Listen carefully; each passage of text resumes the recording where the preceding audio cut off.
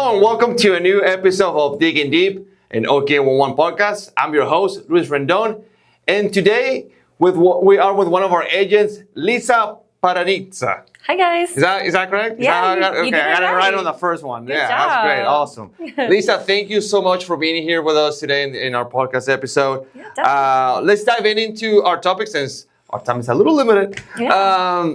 Tell us the life of an agent, the person that is like, if you want to call it like behind the scenes, are taking that information from the excavators and how does it work from your experience and how when you started. So tell us a little bit of the whole world of an agent. Yeah, okay. Well, I've been with OK11 for a little bit over 2 years. It'll be 3 years in November. And I am a contact center agent 1. And I mainly, take calls for electronic submissions, do tickets from the web portal, and take, our first-time callers and everything like that. Cool, so, that's yeah. cool. Hey, silly question, and you probably heard me saying this already. Do you guys have like an agent number type of thing? Like, are you guys like have like a cool number like 007, like agent? Like 007? Yeah, like Agent James Bond or something like that, or just name? Well, unfortunately, we're not that cool. Okay. We mainly go by the first initial, the first name initial, and then the last Like name. Agent 47 or something like that. Right, no, but we do have extensions. So, That's good. I wonder if they have like a serial number, like hey, like Agent 3572. But anyway, let's jump into subject.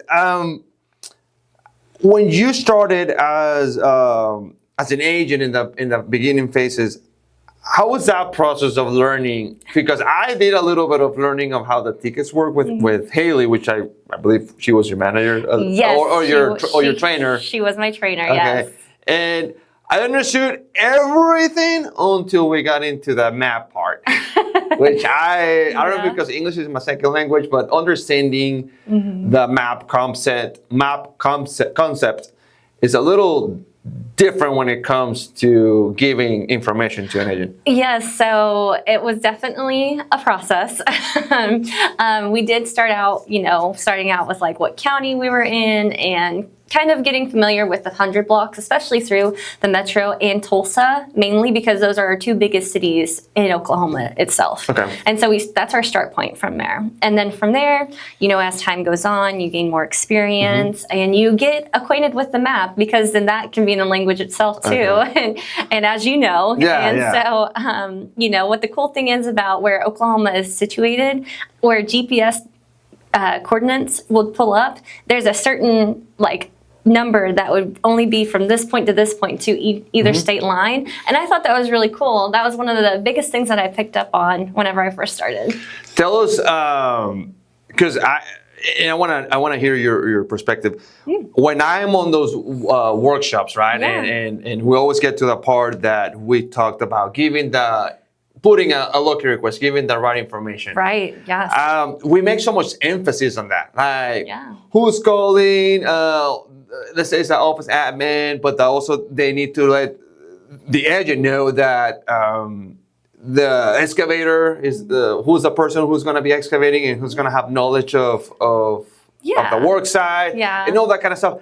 How does it work from your end? Because it's easy to explain it and say it to the public, but then you might say, well, it's not that easy because sometimes information can be short, right? Well, so it can be a lengthy process. Okay. We do have, a certain set of structural questions that we have to ask. And that's with each call that comes in. It doesn't matter if you've called us a bajillion times or called us the first time. We always have to ask these set of questions. And then from there, it kind of just goes based off of either driving directions or what county and city you're in, what address it is, especially if it's a new address. Yeah. Those can be kind of tricky sometimes too. Are you guys training? I want to say training like a CIA. No, I'm kidding. Special ops. Special ops. Yeah. Well, almost because you guys have to do some mind games when it comes to getting the right information. Well, I like to call that mental gymnastics because one thing is that we have to be prepared for anything, and that could be either just a short call or it may take a little bit longer for the caller to understand what exactly you're asking. And our start point for first-time callers is 7 minutes and 35 seconds. Now, sometimes that 7 minutes and 35 seconds for that first-time caller can be 5 minutes. Okay. And then sometimes it can be 20. Okay. Because it just always change. It always is ever changing because each locate is unique to that person and what their needs are for that, because sometimes you do have to dig a little deeper whenever it comes to getting the right information. What's the average time that you guys that takes an agent to get the information and put it on the system and then submit it to the members? Well, it always depends. I mean, sometimes it can take up to 5 minutes, 2 minutes. Those are the really good ones. But also sometimes it can take to 10 minutes, and you just have to kind of go with the flow of whatever that caller needs at that time. Let's go now to challenges when it comes, and again, it's related to giving short information, but how do you guys manage that? I know we talk here at Oki sometimes, and I think you've mentioned this to me, like in trying to identify if there's a safety issue, right, with the ticket. Is that something that you guys are also trained to like catch right away and then send it back or call the excavator? Yes. So what our main priority here is to have safe tickets because it does not just affect us. It affects those utility companies and the excavators as well too, because we are kind of like trifecta. We have a 3-person point, or if you will, at that point, because we have to make sure whenever we're on the call, we get the accurate information and we ask the right questions. But sometimes it can slip past us, but we, because we are human, but also at the same time, we are trained to catch that. And sometimes it can be easy catch or sometimes not so easy catch. And, I also work with portal directs all the time, and that's for our local excavators that do put them in regularly.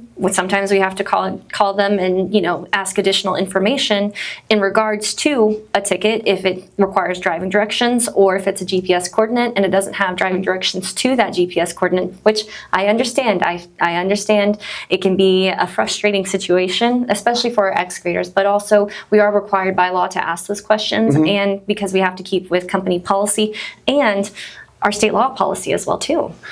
It's funny hearing all this stuff from you as an agent. When we are doing our presentations and we're talking about all the stuff that the excavator has to do as part of their responsibilities. And I also then and learn a little bit from the locator's perspective. One of the main things that we talked about, and I'm pretty sure you get that a lot, like hot ticket all the time, is the access issues. Is that something that is more common than what we hear? Is that actually like something that is very common? It can definitely be a situation. And the reason why I say that is because you can have full access to a property, but if they have a dog next door and that dog is a very rambunctious dog, if you will, we have to make sure our utility locators are safe whenever they're entering a property. Now, sometimes they do have to jump a barbed wire fence. That has happened a few times. But also, at the end of the day, we have to make sure that we have access to those areas that you're needing to dig in, so they can mark it accurately as possible.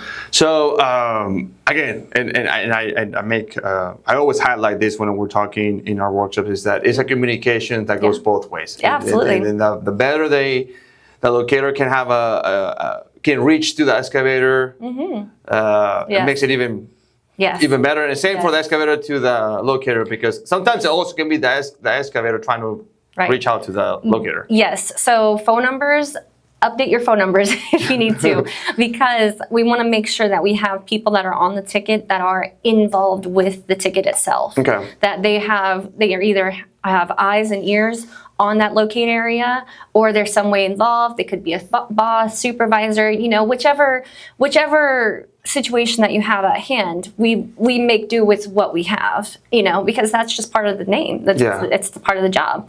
But sometimes whenever I'm trying to get in contact with an excavator, sometimes I call an excavator that's the field contact, and if I'm not able to answer them, then I call the caller contact, and then sometimes I have to call the company's phone number as well too. And that's just part of it. That's just one thing that comes to day to day. No, I bet. I mean, every day is different, right? Absolutely. I mean, I guess sometimes you get more calls, or other days you get less, or sometimes you may get a little more difficult tickets too, depending of how the scope of the work is. I know sometimes you guys can get multiple tickets in for one single project, right? Right, yes. So that is a thing that happens a lot. One thing that I see that happens a lot is like for fiber optic lines, because of the new law changes that we've had recently, a lot more fiber optic is going in, and that involves directional boring along a right of way, mainly along a road or so, but each situation is different. And whenever we do something like that, it could be up to 4-mile stretches, and you could have one point of it within city limits. And if it's in with city limits, then you have to break it up even further into blocks or 500-foot increments. And that's an Oklahoma state law requirement that we've recently updated our policy with. And then going forward from there, then we just kind of, with those multiple ticket jobs, it could be a mile or so. And that if it's within city limits, that's 11 tickets right there. And if you have 4 and they're within city limits, well, you're going to be on the phone for a while. So, but it changes, right? And if I'm not, correct me if I'm wrong. Yeah. City with urban areas is different. From it's 500 by 500, right? Correct? Yeah. So it's 500 foot in a linear path within city limits, and then it's up to a mile outside city limits. And there can be a little bit of a gray area somewhere because on our mapping feature that we have, one part of it can be a little bit darker grayed out. And just a little tip for everyone is if it's a little bit darker grayed out, that still means it's within city limits. If it's lighter gray, then it's outside of city limits. That could be a big determination on how many tickets you process as well too, even on the portal. Oh, okay, wow, okay, that's something that they probably want to like remember that. Right. Any tips, Lisa, that besides that one that you want to suggest? And I know, I mean, it's very straightforward, the process, like giving the information, the coordinates, and all that. But I know sometimes people are in a rush, right? And then they just want to put in the ticket because they want to be compliant with the law, but sometimes also it takes the necessary time to, like you said, the 7 minutes to do it right. Yes. And 7 minutes is not too much. Well, yes, right. So, I mean, a lot of our agents, from my point of view, we think like carpenters. So we measure twice and then we cut. And that is a big rule of thumb. Good knowledge. Yeah, right. It's a good knowledge. I like to call them knowledge nuggets. But basically, it's a good knowledge point when it comes to what you're wanting to put in and versus what we have to ask you. Because with each call, we have a series of about 8 or 9 questions and even possibly more if it's requirement. But we'd rather make sure it's safe the first time than come back and delay your ticket even further, having to do a correction after correction and allow another 48 hours, and then that's not including a weekend or a holiday. You're looking at, sometimes a 5-day stretch of time that went by just because that first focal point was not correctly done. And it's funny you mentioned that because we do talk about that in our workshops. Yeah. It's like, gather all the right information. Make sure that you, the excavator, knows the area better than anybody because you're the one who's gonna be able to provide any type of detailed information either to the agent first or to the locator eventually if they need to, because they're gonna go, but they're not gonna call OK1. They're gonna call. They're gonna have to reach out to the excavator. So it's almost like trying to keep everybody in the same line because people, may say something different or understand it differently, and like you said, we're the middleman, or in this case, you're in the middle. You have to make sure that you stay here, make sure that you stay here. Right, exactly. And so it's definitely is a delicate balance that we have to kind of tangle each day. Sometimes, it requires more information to have met. But I would say another little tip just for this time is look at the locate area from an eagle eyes view, because that's what we see as well too. We use about 4 different reference points to complete the work that we need for an area to be marked. if you just look at it through your search engine, Google Maps is a great one, and whatever is available to you or so, just take a look at it, know what your nearby cross street is, and then go forward from there. And also including driving directions too. Okay. Yeah, because it's always good to keep an eye on what your ticket looks like from a different point of view, because if it's in front of you, then you're like, well, it's right here. I can see it right in front of me. We do understand that, but we're not able to see it from that point of view either. That's good. That's good. But you know what? Something I haven't done. I haven't put in a locating request. I should probably try one day. Yeah, probably just call in. Yeah, just going, hey, even if I'm not putting the tree. Yeah. Right. But I wanna know how it works when you call somebody. Absolutely. Yeah. But hey, great information today, Lisa. Is there anything else that you may want to share with the audience, with people that are listening? Again, we're trying to just to create more awareness and promote that way of safe digging, because what you guys do over the phone, online, and also, like you said, it affects the whole rhythm of the preparation of your work, right? I mean, as soon as you pick up that phone, if you're just gonna, and correct me if I'm wrong again, if you're just gonna talk and just give little zips of information that are short, it's just gonna make everything complicated. And you wanna make sure that you know what you're doing, so you guys can process the information and send it right away, and then boom, you can start working. So when it comes to that kind of information, we wanna make sure that we meet you where you're at whenever it calls, whenever we put in a locate request. We are sometimes required, like I said, it does take a few more additional questions than normal, and we understand that your time is valuable too, and we want to make it done as quickly as possible, but sometimes it is best to leave additional room whenever you do call us in. Make sure you have some time if you're unsure as to where you're digging. Make sure you have a cross by street, or you've had some eyes on it. And one other thing I will say. I know that you had I have another one. And another thing too is, if you're unsure what county you're in and you know what city you're in, you can also type in the city in Google Maps to see what county it's in too, because we do understand it's not the easiest thing to see where a county street is.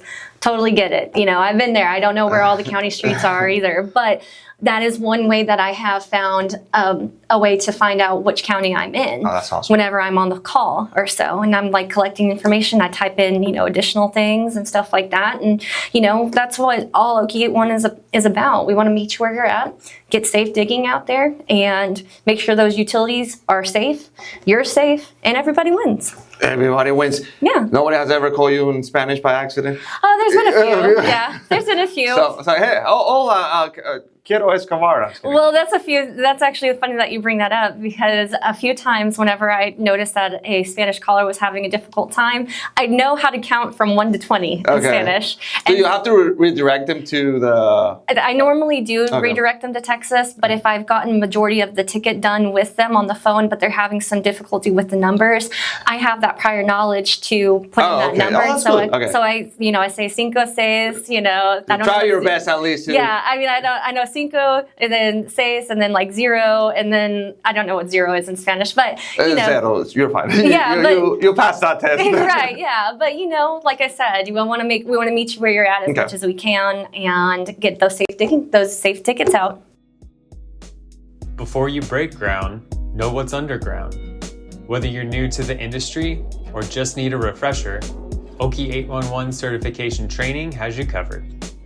Get trained online at your own pace, or join us in person for hands-on learning that makes a difference. From safe digging laws to real-world locate scenarios, our courses help protect lives, property, and the infrastructure that keeps Oklahoma moving. Designed for excavators, contractors, and utility pros like you. Sign up today at okie811.org/training. Safe digging starts here.